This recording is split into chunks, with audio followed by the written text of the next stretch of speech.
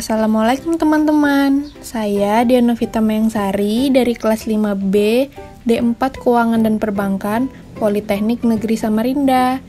Kali ini saya akan membahas bab 3 Hukum Perusahaan. Apa itu perkumpulan? Perkumpulan adalah induk atau bentuk asal dari segala bentuk persekutuan yang bergerak dalam dunia bisnis atau dunia usaha. Lalu unsur-unsur dominan perkumpulan yaitu adanya kepentingan bersama, adanya kehendak atau keinginan bersama, adanya tujuan bersama, dan adanya kerjasama.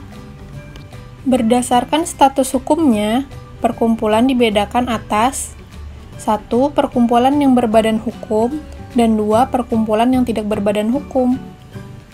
Lalu berdasarkan kepemilikan, yang pertama dimiliki oleh satu orang, atau dalam arti perusahaan perorangan. Yang kedua, dimiliki oleh beberapa orang, seperti halnya perserikatan perdata, firma, CV, maupun PT. Dan yang ketiga, dimiliki oleh negara yang disebut dengan perusahaan negara.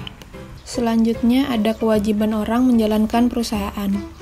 Tertulis Undang-Undang Nomor 8 Tahun 1997 tentang Dokumen Perusahaan, Pasal 6 Ayat 1 KUHD, yang berbunyi, setiap orang yang menjalankan perusahaan diwajibkan mengadakan catatan-catatan mengenai keadaan kekayaannya, menurut syarat-syarat yang diminta oleh perusahaannya sedemikian rupa, sehingga dari catatan itu setiap waktu dapat diketahui hak-hak dan kewajibannya. Selanjutnya, bentuk-bentuk perusahaan. Yang pertama, perserikatan perdata adalah perjanjian antara dua orang atau lebih yang mengikatkan diri untuk memasukkan sesuatu ke dalam perserikatan dengan maksud untuk membagi keuntungan atau manfaat yang diperoleh karenanya. Tercatat dalam pasal 168 KUH Perdata. Yang kedua, persekutuan firma atau partnership dalam bahasa Inggris adalah tiap-tiap perserikatan perdata yang didirikan untuk menjalankan perusahaan dengan nama bersama, tercatat dalam pasal 16 KUHD. Yang ketiga, persekutuan komanditer atau CV adalah persekutuan antar seorang atau lebih sekutu yang bertanggung jawab secara pribadi untuk seluruhnya pada satu pihak, dan seorang atau lebih sekutu yang hanya menyerahkan uang pada pihak lain. Persekutuan komanditer ini berdasarkan pasal 19 sampai dengan 21 KUHD. Yang pertama, sekutu kerja, sekutu komplementer, sekutu aktif, sekutu pengurus. Dan yang kedua, sekutu tidak kerja, sekutu komanditer, sekutu pasif, dan sekutu diam.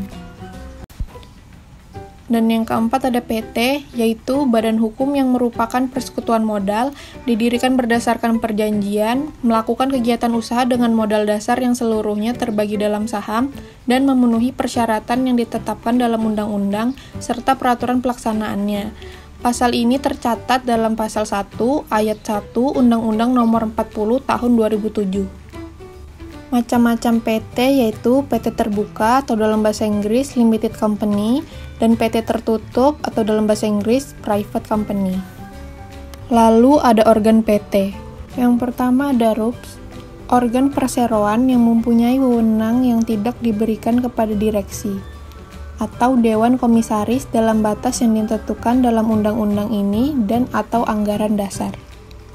Yang kedua ada direksi, yaitu organ perseroan yang berwenang dan bertanggung jawab penuh atas pengurusan perseroan untuk kepentingan perseroan, sesuai dengan maksud dan tujuan perseroan, serta mewakili perseroan, baik di dalam maupun di luar pengadilan sesuai dengan ketentuan anggaran dasar. Yang ketiga ada komisaris, yaitu organ perseroan yang bertugas melakukan pengawasan secara umum dan atau khusus sesuai dengan anggaran dasar serta memberi nasihat kepada direksi. Yang keempat ada marga, adalah suatu perseroan atau lebih menggabung diri dengan perseroan yang telah ada, dengan pengertian bahwa perseroan yang menerima penggabungan tetap ada dan perseroan yang menggabungkan diri menjadi bubar. Yang kelima, konsolidasi, yaitu satu perseroan atau lebih meleburkan diri menjadi satu dan membentuk perseroan baru. Hal ini berarti bahwa semua perseroan yang meleburkan diri menjadi bubar dan kemudian muncul suatu perseroan baru. Terakhir, akuisisi, yaitu pengambilalihan perseroan yang dilakukan oleh badan hukum atau orang perorangan dengan mengambil alih seluruh atau sebagian besar saham yang mengakibatkan beralihnya pengendalian terhadap perseroan tersebut. Cukup sekian video kali ini. Sampai berjumpa di video selanjutnya. Terima kasih teman-teman.